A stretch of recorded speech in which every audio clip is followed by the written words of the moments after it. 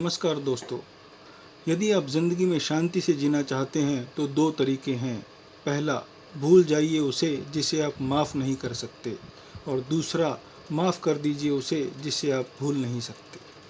दोस्तों, बात करते हैं एक नौकरी पेशा व्यक्ति की। नौकरी पेशा व्यक्ति जो अपनी नौकरी से बड़ा परेशान रहता था, फ्रस्ट्रेटेड रहता था, हमेशा काम की टेंशन को अपने दिमाग में रखता था।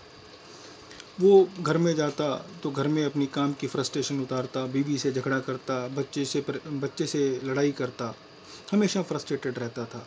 किसी दोस्त का फ़ोन आता तो फ़ोन काट देता था, रिश्तेदार का फ़ोन आता तो ढंग से बात नहीं करता था, बहुत फ्रस्ट्रेटेड रहता था। किसी भी तरीके से अपनी ज़िंदगी से वो खुश नहीं था। एक दिन शाम को जब वो घर पे बैठा था, कुछ कर नहीं रहा था, उसका बेटा उसके पास आया कि पापा मुझे काम करवा दीजिए, होमवर्क करवा दीजिए। तो उसने उसे डांट के भगा दिया कि मैं तुम्हारा होमवर्क करवाने के लिए बैठा हूँ क्या।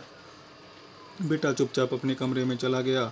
थोड़ी देर बाद जब उसका गुस्सा ठंडा हुआ तो उसे एहसास हुआ कि यार, मुझे बच्चे को डांटना नहीं चाहिए था और मुझे प्यार से बात करनी चाहिए थी। तो वो बच्चे के कमरे में गया और देखा तो बच्चा सो चुका था। देखा तो बच्चा जब सोया था, वो किताब अपने मुंह पे रखी हुई थी इस तरीके से कि मुंह ढका हुआ था। उसने सोचा कि देखता हूँ, ये किताब उठा देता हूँ ताकि बच्चा आराम से सो जाए। फिर उसे ख्याल आया कि बच्चा जिस काम के लिए उसकी मदद लेने आया था, होमवर्क के लिए, ऐसा क्या काम था जिसमें उसे अपने पापा की मदद चाहिए थी।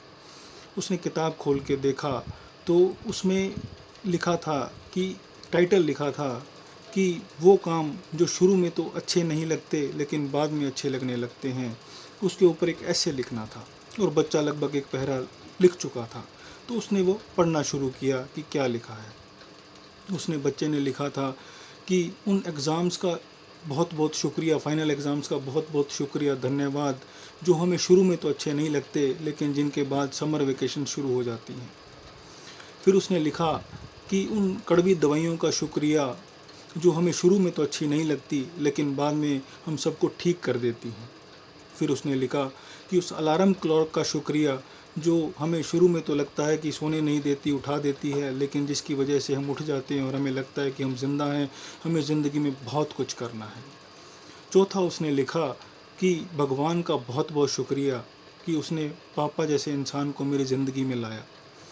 पापा शुरू में तो डांटते हैं, गुस्सा होते हैं, लेकिन बाद में वो बहुत हमें प्यार करते हैं, घुमाते हैं, अच्छा अच्छा खाना खिलाते हैं, मेले दिखाते हैं, खिलौने ला के देते हैं, बहुत प्यार करते हैं।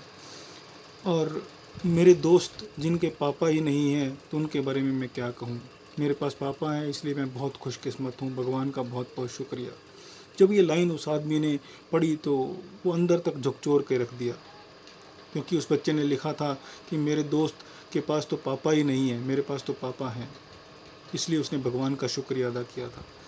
वो आदमी अपनी बात को सोचने लग गया, इस बात में गहराई तक डूब गया और मुंह ही मुंह में बड़बड़ाने लगा और सोचने लगा। और उसने खुद से बातें करी और बोला कि मैं भगवान का बहुत शुक्रिया अदा करता हूँ कि मेरे पास परिवार है। बहुत से लोग होते हैं जो ज़िंदगी में जिनके पास परिवार ही नहीं होता, अकेले होते हैं। भगवान का बहुत बहुत शुक्रिया जिन्होंने मुझे इतनी प्यारी ज़िंदगी दी। भगवान का बहुत बहुत शुक्रिया कि मेरे पास घर हैं। बहुत से लोगों के पास तो छत ही नहीं होती, तो क्या हो गया, मैं इस घर की ईएमआई भरता हूँ।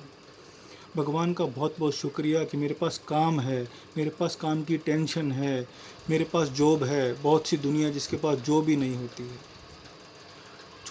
दोस्तों, ये छोटी सी कहानी हमें ये एहसास दिलाती है कि हमारे पास जो है उसमें खुश रहना ज़रूरी है, क्योंकि बहुत सी दुनिया है जिनके पास ये छोटी छोटी चीज़ें नहीं हैं। किसी के पास घर नहीं है, किसी के पास काम नहीं है, जॉब नहीं है, किसी के पास परिवार नहीं है। हमें जो भी ज़िंदगी ने दिया है, जो भी भगवान ने दिया है, उसका शुक्रिया अदा करना चाहिए और खुशी खुशी ज़िंदगी व्यतीत करनी चाहिए, क्योंकि जो भी हमें मिला है वो भी बहुत से लोगों के पास नहीं है। इसलिए जो हमें मिला है उसका धन्यवाद करना बहुत ज़रूरी है, उसी में खुश रहना बहुत ज़रूरी है, क्योंकि हम जिस चीज़ में खुश रहेंगे ज़िंदगी उसी तरीके से अच्छी चलती चली जाएगी। उस छोटे से बच्चे के ऐसे ने उसे एहसास दिलाया कि वो कितना गलत था। और जब उसने इन चीज़ों का एहसास किया तो सारी फ्रस्ट्रेशन तभी ख़त्म हो गई। तो वो बात जो मैं अक्सर कहता हूँ कि बांटनी है तो मुस्कान बांटिए, ज्ञान तो सबके पास है। मुस्कान बांटते चलिए, अच्छे से ज़िंदगी जीते चलिए, भगवान का शुक्रिया अदा करते चलिए, जो मिला है उसे एंजॉय करिए, अच्छे से ज़िंदगी जिए, क्योंकि आपको हर पल में जीना बहुत ज़रूरी है, क्योंकि ज़िंदगी पता नहीं कितने पलों की है। इसलिए हर पल को अच्छे से जिए, और अच्छी अच्छी कहानियों के लिए मेरा चैनल लाइक और सब्सक्राइब करते रहिए। धन्यवाद दोस्तों।